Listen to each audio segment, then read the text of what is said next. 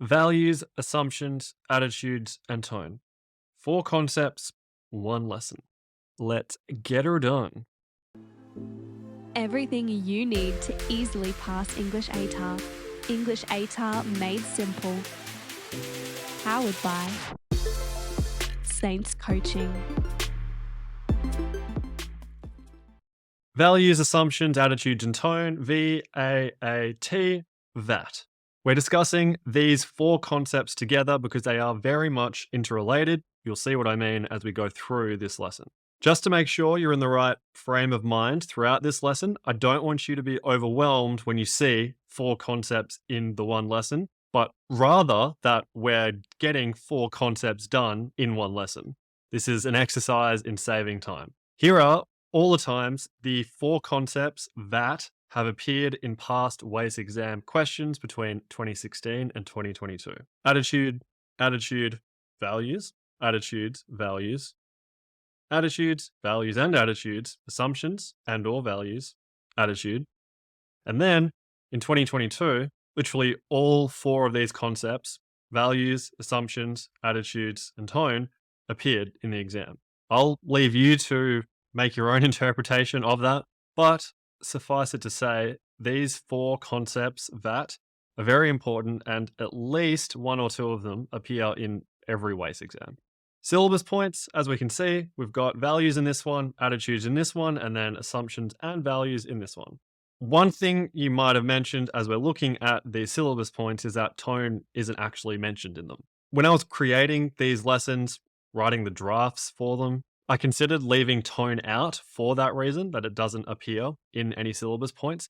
But then as I went on to create the lessons on perspective and voice, I realized that tone is actually quite integral to understanding those concepts as well as understanding some of the concepts in this lesson. Point being, an understanding of tone will help you out a lot in understanding some of the concepts that we're about to learn and other concepts further along in this module like perspective and voice. It's worth learning. Lesson objectives. Firstly, understand values, define values, list examples of values, outline the elements of a value, then explain how to identify values in texts. From there, we are going to understand assumptions and we'll define assumptions. Moving swiftly along, we'll then move on to understanding attitudes. We'll define attitudes, outline the elements of an attitude, list adjectives to describe attitudes and tone, then explain how to identify attitudes in text, and finally, highlight what not to do when discussing attitudes. From there, we'll explain the interplay between values, assumptions, and attitudes, then we'll discuss an example, and finally move on to understanding tone. We'll define tone, we'll outline how tone is created, discuss how to analyze tone, explain the interplay between tone and attitudes, and discuss some tone tips. Tone tips. Last but not least, a simple summary. Starting with values. As always, let's begin with a definition. Values isn't actually defined in the SCARSA glossary, so we'll turn to this definition from the dictionary instead. Just to be clear, the Oxford Dictionary of English is ODE. ODE uses the following definition. Principles or standards of behavior, one's judgment of what is important in life. We'll use that as our foundation for our own definition, which is what we perceive to be important in life. As far as examples of values go, I've got an extensive list of them in the PDF study notes. This is an extensive list, meaning it's quite long and it covers a lot of them, but it's not exhaustive, meaning it doesn't contain every single value imaginable. That being said, I can't imagine you being in a position where you need to know any more values than those that are presented on the slide here and in the PDF study notes. Next up, the element of a value. I'd like you to pause this video now, go and check out that list of values that we just looked at and try and look for the 2 things that all of them have in common. Those 2 things are the elements of a value. Pause the video now, don't come back until you've found those 2 things in common. Joking, spend 2 minutes on it. If you can't find the similarities, come back. Hopefully you've had a look. Let's check out what those 2 elements of a value are. What are those 2 similarities? The first one is that all of them are either 1 to 2 words in length. The second one is that Each one is a noun. It's a person, place, or thing. Before we move on to assumptions, let's discuss how we can identify values in texts. What's the practical application of asking this question? You can ask yourself these questions if you're studying a text in class, or you have to analyze an unseen text in the comprehending section, and the question that that text relates to has the concept of values in it. Here are the questions that you can ask yourself to identify some values in a text.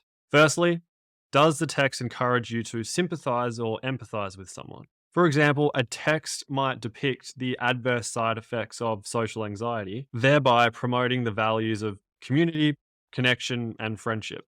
Next question, does the text explicitly mention any values or use any words that connote any values? This question's kind of broken up into two parts, the explicitly mention any values, and the second part, use any words that connote any values. An example for the explicitly mention any values part of this question. Jeff, I really like my privacy, so I'd appreciate it if you knocked before walking into the bathroom next time. Example for the second part of this question, use any words that connote any values. What the Jeff? Do you ever knock? I'm having a shower, for fuck's sake. This character's remark to Jeff, do you ever knock, suggests he values privacy. Next question, does a character do something that is representative of a value? Example, Samantha, without fail, went to church every Sunday. In this instance, Samantha's consistent church going represents her value of religion. Final question, is a character criticized or supported for doing or not doing something? Example, Sarah received a promotion after persevering with a challenging but important work task. The fact that Sarah received a promotion for her perseverance suggests her boss values commitment, dedication, perseverance, all that jazz. In this case, Sarah's boss is supporting her for persevering with the challenging yet important work task. Another example for this question. Sarah was castigated by her boss for working overtime because it meant she had to pay Sarah 1.5 times her hourly rate. The boss's reaction to Sarah's working overtime suggests the boss values money and efficiency over the quality of Sarah's work. Those are our 4 questions. To be clear, these 4 questions aren't an essential list of questions that you must ask yourself whenever you come across this concept of values in an assessment context. They're simply useful to get the ball rolling if you're struggling to identify any values in a text. But what if you ask yourself these questions and you still can't identify any values? If you understand what the word values means, which is essential, have a good list of example values in your head, such as family, patriotism, wealth, etc., which is essential, and you have asked yourself the 4 questions that we just went over, which is not essential but helpful. If you've done those things and you still can't identify any values, there are 2 probable answers. 1, the values underpinning the text align with your own, so they're undetected. In other words, they're naturalized. Example, let's say a text that you're studying contains a conversation between 2 friends. One friend tells the other to make sure that she eats a fistful of food before going out and to call her if she needs a lift home. The values underpinning that conversation are safety, well-being, and friendship. Because those values are basically second nature to us, we might not identify their presence at first glance. If you still can't find anything, the second probable answer is the text simply might not be that suitable to use to answer a values question, which is totally okay as long as you can answer a different question or use a different text. That's values. Moving on to assumptions. The word isn't defined in the SCARSA glossary, nor is it really mentioned in any of the Good Answers books between 2017 and 2022, which is a bit strange because, as we saw earlier, this concept is in the syllabus. That means we'll turn to an ordinary dictionary definition, and that is a thing that is accepted as true or certain to happen without proof, and that comes from the Oxford Dictionary of English. Let's discuss an example of assumption in the context of everyday life. The word assumption is commonly used in the context of gender in light of the traditional belief that there are only 2 genders, man and woman. Because this belief permeates contemporary society, many people assume that upon meeting a person who was biologically born a male, for instance, that that person identifies as a man. Relating this to our main definition of an assumption. If Bob assumed the person he just met, James, identified as a man, he would be accepting James's gender as a man as true without proof. Okay, that was a non-English ATAR example of this concept of assumption. We'll take a look at what an assumption in a text might look like towards the end of this lesson. But for now, let's move on to attitudes, starting with our definition. Thankfully, the word is defined in the glossary, and this is our definition. An outlook or a specific feeling about something, our values underlie our attitudes.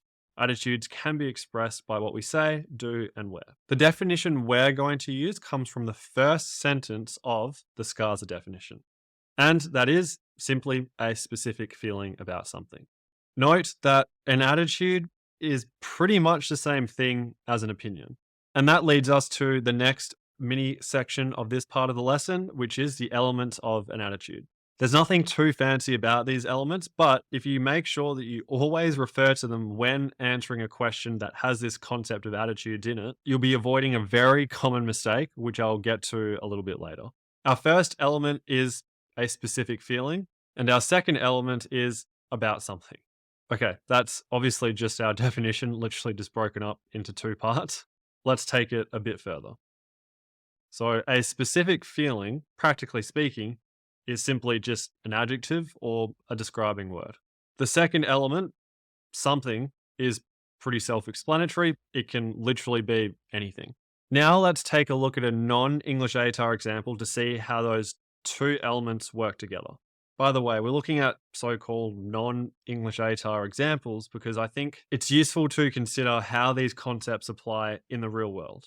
If you can understand their real world application, it becomes a lot easier to see how they apply in English ATAR. Let's say a mate asks you, how did you feel about Will Smith slapping Chris Rock? I'm sure you remember this moment. It went viral. It was from the 2022 Oscars. If a mate asked you that question, your mate is really asking you for an attitude.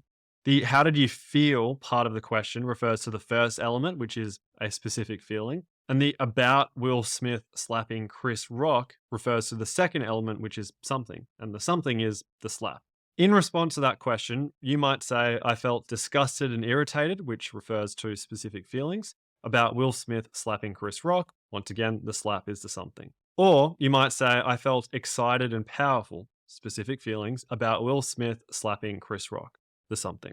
Importantly, both of these sentences represent complete expressions of attitudes because they refer to both elements of an attitude. Now for an English ATAR example. Let's say this question appeared in the comprehending section of your exam. Explain how the following text reveals an attitude towards violence with reference to visual language features. And this photo is our text. It's a photo of Nicole Kidman reacting to the slap. So, like most comprehending questions that include the concept of attitudes, our question actually specifies what the second element is, the something element. And that specific something is violence. As we can see here, attitude towards violence, that is our something. However, it doesn't specify the specific feeling part of it. So, as a result of that, one of your main tasks in successfully answering this question is to specify the first element of an attitude, is to specify the feeling. A nice and simple feeling is shocked because Nicole Kidman clearly looks that way in the photo. Considering this, a sample topic sentence or thesis statement in a comprehending response to this question could be, the text reveals a shocked attitude towards violence through facial expression, gestures, and gaze. The word shocked is referring to element 1, the specific feeling, and the word violence is referring to element 2, the something. As we can see, there's nothing fancy about this sentence. It isn't using any big words, but it is clearly answering the question. And that brings us to a key takeaway. Properly answering the question always trumps using big words. I could go on for days about this one because I always fell into the trap in year 12 and beyond, probably even now, of trying to use big words at the expense of clarity of expression, at the expense of getting something clearly across. Using big words in English is good, yes, but only if they're appropriate in the context and only if they don't take away from what you're saying. Using big words is only good if they're enhancing the clarity of your message, if they're helping you get your message across clearer. If they're not, the marker will see straight through the attempt of using the big words and it will make what you're saying sound convoluted, which will ultimately mean you won't get the most marks that you could be getting. Next part of this section, adjectives to describe attitudes and tone. What this basically refers to is words that you can use to describe the specific feeling or the first element of an attitude. This is relevant because, as we just learned, we need to use one or more adjectives to describe the specific feeling part of an attitude. So here's a big list you can use in relation to the first element. And you can also use these adjectives to describe tone, which we'll be discussing shortly. This list is in the PDF study notes. I'm not going to go through every word here now. Feel free to check them out and use them for yourself. Just a little side note that some of the words in this list are more appropriately used to refer to one concept, such as attitudes, over another, such as tone. For instance, you can certainly say that a text has an academic tone, but to say that someone has an academic attitude doesn't really work as well. To figure out if one is not appropriate to refer to one concept, but it is in another, just use common sense and put it in a sentence like I just did for the use of the word academic. How can we identify attitudes in texts? Let's return to the SCARSA definition of attitudes because it actually tells us how we can identify them. The last sentence of the SCARSA definition says, attitudes can be expressed by what we say, do, and wear. So it will come as no surprise that the questions that we're going to ask if we're trying to identify attitudes in a text are, firstly, what does the person say? For instance, if someone says, I hate running, but I do it anyway because I know it's good for me, that is a resentful attitude towards running. Another question, what does the person do? For instance, Jill sat at her desk with her arms crossed and stared at her homework as she refused to do it. That is indicative of a defiant attitude towards homework. Finally, what does the person wear? For instance, she wore a Louis Vuitton backpack, Prada sunglasses, and a Gucci belt. That would indicate a proud attitude towards physical appearance or clothing. So those are some questions that I encourage you to ask yourself if you're trying to identify attitudes in a text. Here are some things that you should absolutely not do when you're answering a question that has the word or concept attitudes in it. You should never use the adjectives positive or negative. Why not? Quite simply, it is a cop-out. The marker will almost definitely comment that the use of either of those words suggests the candidate has not sufficiently developed their vocabulary. The other thing that you shouldn't do when you're discussing attitudes is to fail to address both elements of an attitude. This is just a backwards way of saying that you need to refer to both elements of an attitude when you're discussing attitudes. And what this really refers to is, for instance, if you just mention a feeling, which is element one, without stating what that feeling is directed to, the something, element two, you're not fully expressing an attitude. Meaning, if attitude is in the question, you're not actually answering the question properly, which, as you know, it means you're not going to get the most marks that you could be getting. Example of mentioning just a feeling without mentioning what that feeling is directed to. The text employs several visual language features to reveal a disapproving attitude. A disapproving attitude towards what? Alternatively, if you just mention the thing, the something, element two, without stating a specific feeling, element one, that means you're also not properly addressing both elements of an attitude. Example of that, the text employs several visual language features to reveal an attitude towards violence. What attitude towards violence? Failing to address both elements of an attitude will likely produce a comment on your exam paper or assessment that goes something like this.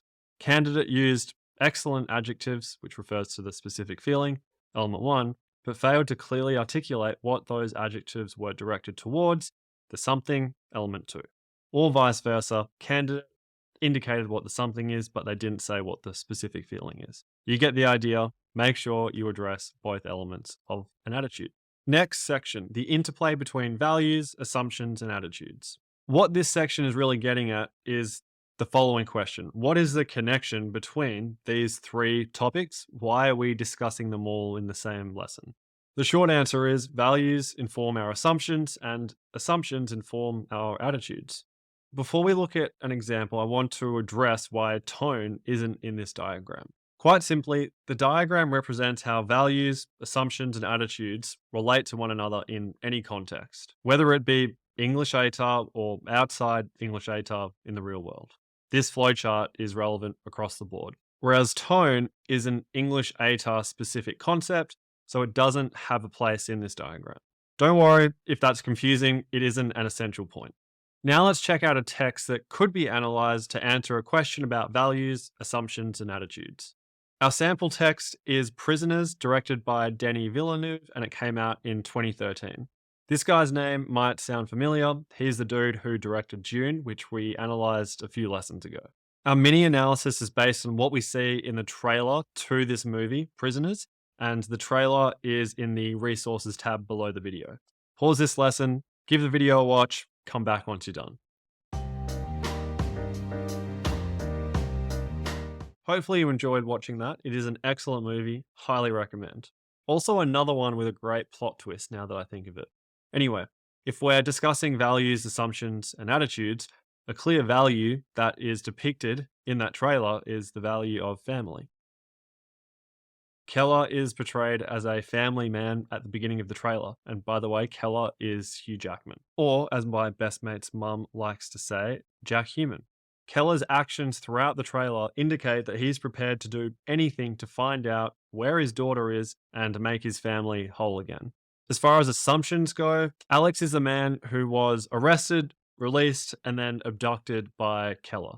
And Alex is played by Paul Dano, who was the Riddler in The Batman, which came out in 2022 with Robert Pattinson. Keller assumes that Alex kidnapped his daughter because Alex is, among other things, socially awkward, shy, and different, and therefore fits the mold of a psychopath. That assumption then leads to an attitude, which is that Keller has an enraged attitude towards Alex. Relating what we've got on the slide here to our overarching point of how values, assumptions, and attitudes relate to one another, we can see that Keller's value of family leads to his assumption that Alex kidnapped the kids, which then informs Keller's attitude, his enraged attitude towards Alex. It's like a trickle-down effect. What we see at the bottom is informed by everything at the top. Onto the final main topic of the lesson, tone. Starting with our definition of tone, this is what the Scarza glossary has to say about it. Tone describes the way the voice is delivered. For example, the tone of a voice or the tone in a passage of writing could be friendly or angry or persuasive. As we can see, this definition clearly links the concept of tone to the concept of voice. We'll discuss more about the connection between tone and voice in the lesson on voice. Until then, just note that tone and voice go hand in hand. Putting the glossary definition to one side, this is the definition that we're going to go with. Tone is the general character of a piece of writing. That's our definition, but how is tone actually created? In short, diction, which just refers to word choice, and syntax, which just refers to sentence structure, create tone. We'll see how that plays out shortly in a sample text we're going to use to analyze tone. Speaking of analyzing tone, how do we analyze tone? There are two questions to ask. The first is, what is the tone or general character of the text?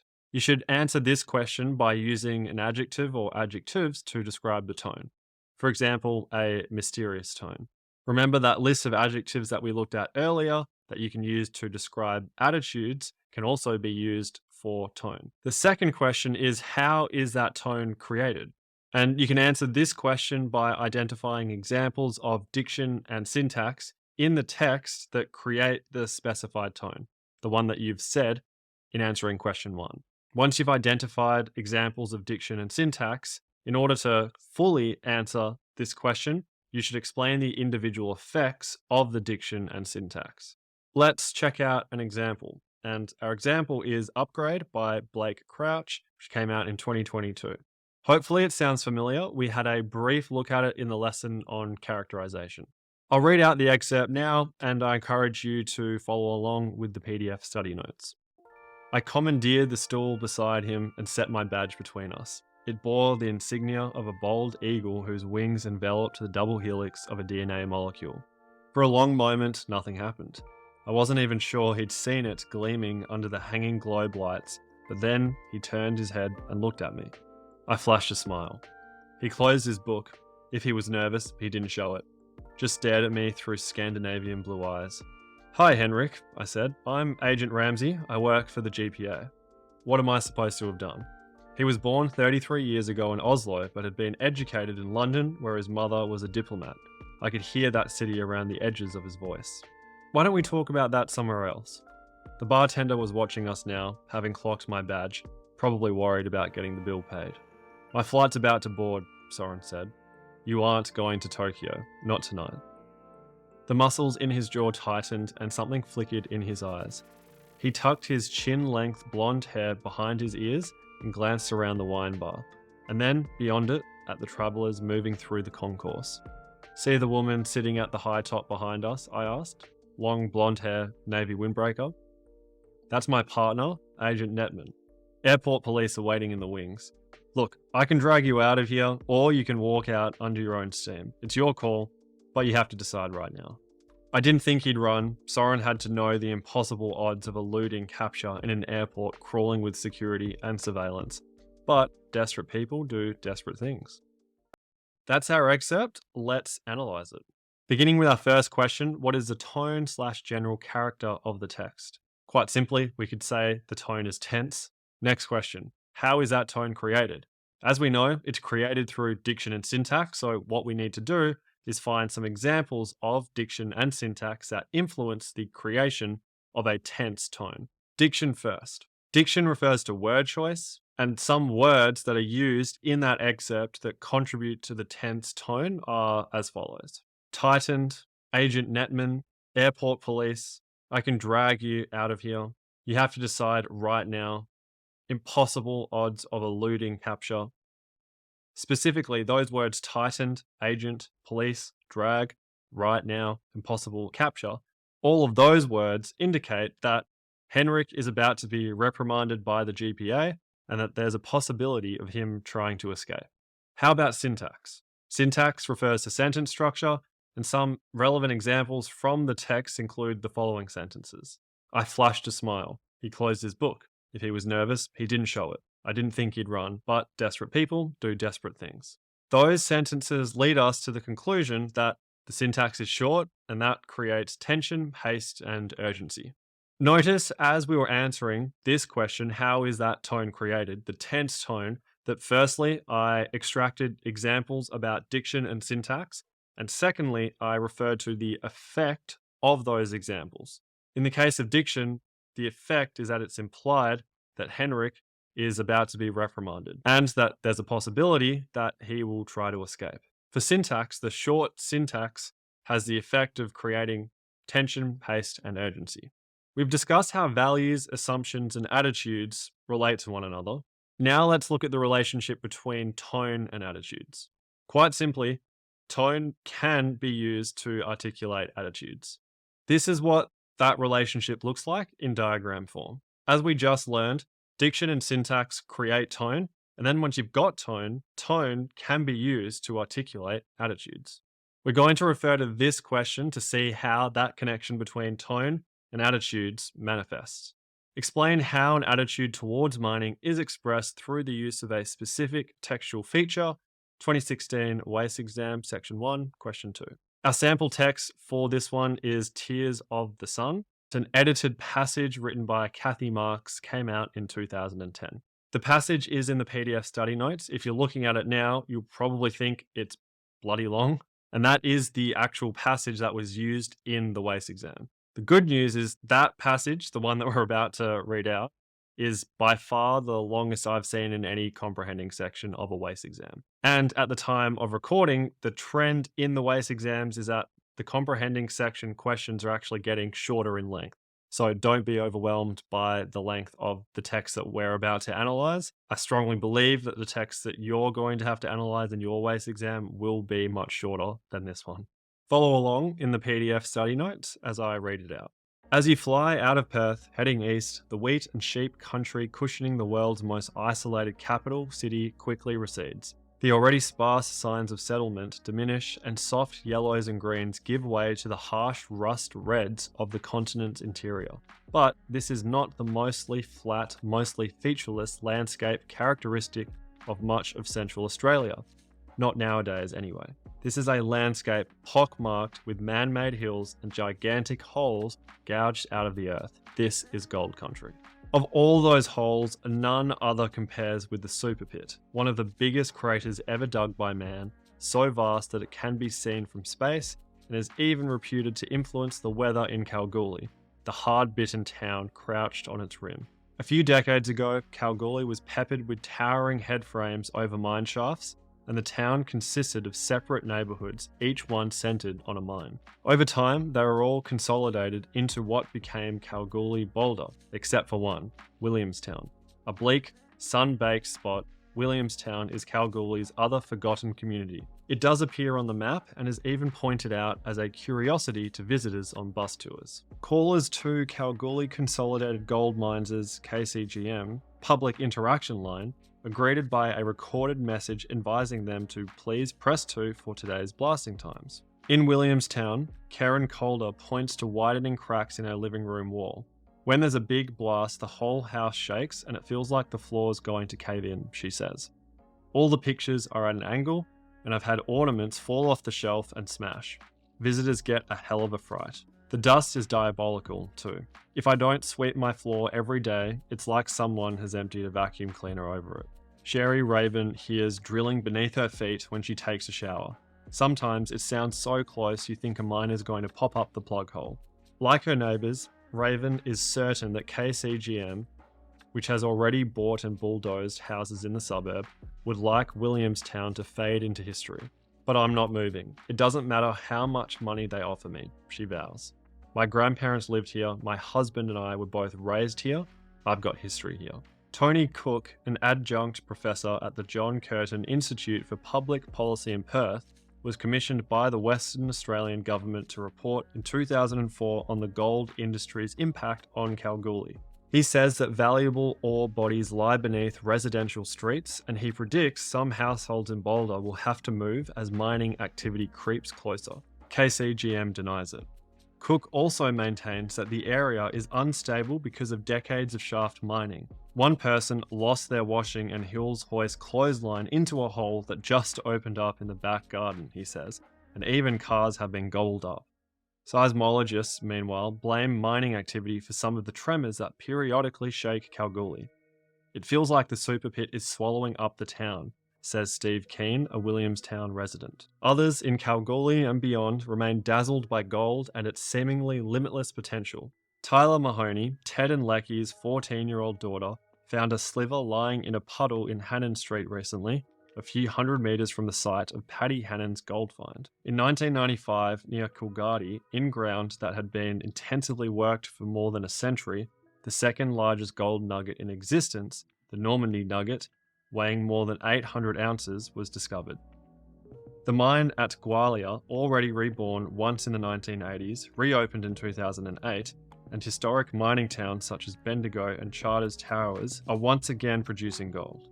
Boom and bust, winners and losers, elation and heartbreak. Australia's love-hate relationship with the mining industry shows no sign of waning.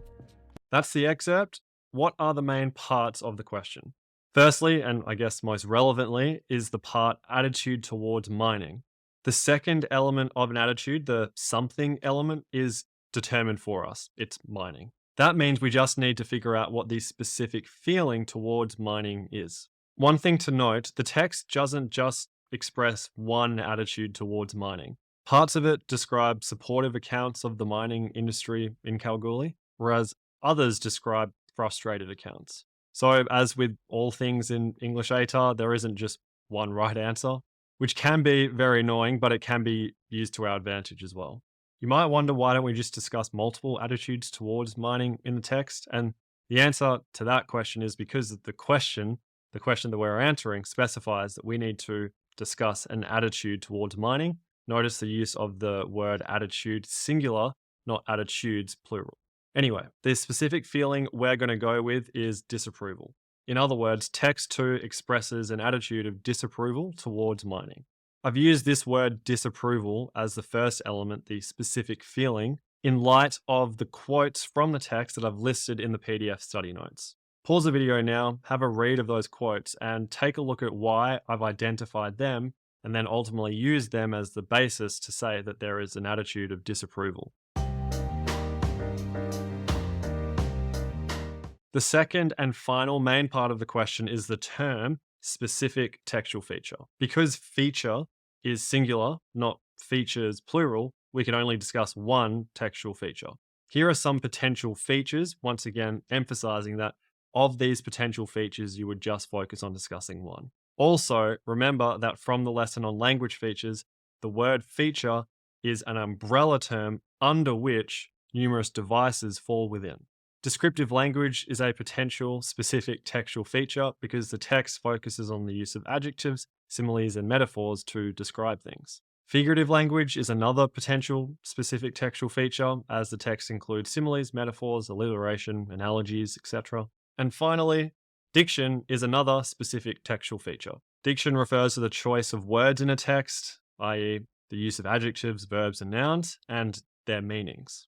Because this section of the lesson is discussing the interplay between tone and attitude, we're going to select diction as our specific textual feature because, bearing in mind, tone is created through syntax and diction. So we're going to discuss diction as our specific textual feature as our way of tying in a discussion of tone. To drive this point home, how exactly are we going to incorporate a discussion of tone in our answer to this question? We can think of tone in this context as a stepping stone from the diction in the text, examples, using the word smash, creeps, gobbled, diabolical, denies, unstable because of, to the attitude towards mining it expresses, which is disapproval.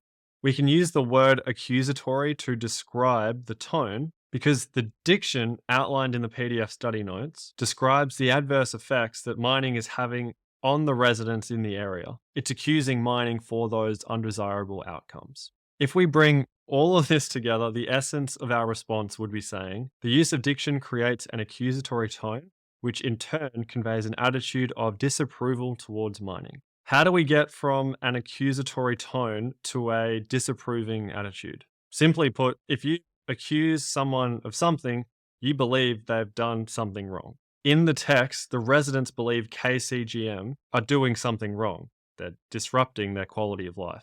Therefore, their attitude towards mining is one of disapproval. They disapprove of that disruption to their quality of life. That is our interplay between tone and attitude. Remember that syntax and diction are used to create tone, and that tone can be used to articulate an attitude. Emphasis on the word can because it doesn't need to be used to express an attitude. It can be. Finally, some tone tips.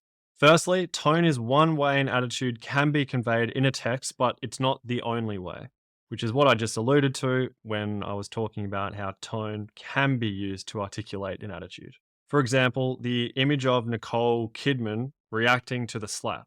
That revealed a shocked attitude towards violence through the use of visual language features. That attitude wasn't revealed through tone, which is created through diction and syntax. Another tone tip. Considering tone is created through diction and syntax, word choice, and sentence structure, it's most relevant when it comes to analyzing or composing a written text, as opposed to a visual text. In this way, mood is basically the equivalent of tone for visual texts. Finally, it's essential to use an adjective when describing the tone of a piece of writing. Just like it's essential to use an adjective to describe the specific feeling element of an attitude. Example of using an adjective to describe tone, a tense tone. So don't forget to refer to that list of adjectives in the PDF study notes. All right, those are our tips on tone tips, and that is all the content for the lesson. Let's simply summarize it. First part of the lesson, we looked at values and specifically the definition of values. Our definition is what we perceive to be important in life. After that, we looked at examples of values, and I'll just get you to refer to the PDF study notes to check out that chart. I'm not going to list every single value in that chart now. From there, we looked at the elements of a value, and we learned that there are two. A value is a noun, and it's normally 1 to 2 words. From there, we looked at how to identify values in text, and once again, I'll get you to refer to those questions that we looked at. I haven't included them here because I reached the slide limit in Canva presentations. Next main section of the lesson, we discussed assumptions, and our definition of an assumption is it is a thing that is accepted as true or certain to happen without proof. Then we looked at attitudes. Our definition of an attitude is simply a specific feeling about something. From there, we looked at the elements of an attitude, and we learned that there are two. The first one is a specific feeling, and the second one is something, about something. For instance, an attitude of disapproval, that's the specific feeling, towards mining is the something. Our key takeaway for the lesson, and specifically this part of the lesson, was that properly answering the question always trumps using big words. Then we looked at adjectives to describe attitudes and tone. Once again, see the PDF study notes for the full list. Then we looked at how to identify attitudes in text, and we looked at 3 questions. Firstly, what does a person say? Secondly, what does a person do? Thirdly, what does a person wear? To wrap up our discussion of attitudes, we looked at things not to do when discussing attitudes, of which there are 2. Firstly, never use the adjectives positive or negative to describe an adjective, the specific feeling part of an adjective. And secondly, never fail to address both elements of an attitude, which is just a backwards way of saying always address both elements of an attitude. From there, we looked at the interplay between values, assumptions, and attitudes. This interplay is best understood as simply values inform our assumptions and assumptions inform our attitudes. Our example, we looked at the trailer for the 2013 movie Prisoners, directed by Denis Villeneuve. In that example, we saw that Keller's value of family causes him to assume Alex kidnapped his daughter, which led Keller to express an enraged attitude towards Alex. Value informs assumption, assumption informs attitude. Finally, we looked at tone. The definition of tone is the general character of a piece of writing. Then we looked at how tone is created, and we learned that diction and syntax create tone. Word choice, sentence structure, tone. Then we looked at how to analyze tone. The analysis involves 2 questions. The first question is, what is the tone/general character of the text? We know we need to use an adjective or adjectives to answer that question. And the second question is, how is that tone created? And to properly answer this question, you need to refer to examples of syntax and diction used in the text, and then explain the effects of that syntax and diction. Then we discussed the interplay between tone and attitudes. We saw that tone can be used to articulate attitudes. Finally, we discussed some tone tips. One of those tips was that tone is one way an attitude can be conveyed in a text, but it's not the only way. The next tone tip was tone is used in written text, and the equivalent of tone in written text is mood in visual text. This makes sense because diction and syntax, they're written language features, so tone is used in written text. Our final tone tip was always use an adjective to describe tone, and you can use that list of adjectives that is in the PDF study notes. That is it for this lesson. As always, be sure to complete the PDF activities for this lesson. As we saw at the beginning of the lesson, these concepts appear in practically every WACE exam, so you'd be foolish not to do those activities. Also note that I suggest that you do these activities in relation to one text, the same text, mainly because exam questions often group these concepts like values and attitudes together. If for whatever reason you can't use the same text for all the activities for this lesson, you can still refer to 2 different texts, all good. And that is all from me. Seriously, well done on making it through this lesson and with all of your progress in this module. I promise you are getting so close to the end of this module, and then we'll get into the stuff that you probably came here for, the stuff that is directly actionable, like how to write a response in the comprehending section and then the responding section and so on. That stuff is coming, as you know, but hopefully you've started to see just how useful the stuff that we're learning in Module 2 is. So then by the time you get to Module 3, 4, and 5, you'll just know what to do. You'll know how to address every single part of the question. By that stage, it will just be a matter of presenting it in the right structure. Good luck with the activities. I am going to go and have a raw ball. I'll see you in the next lesson. Until then, keep it simple.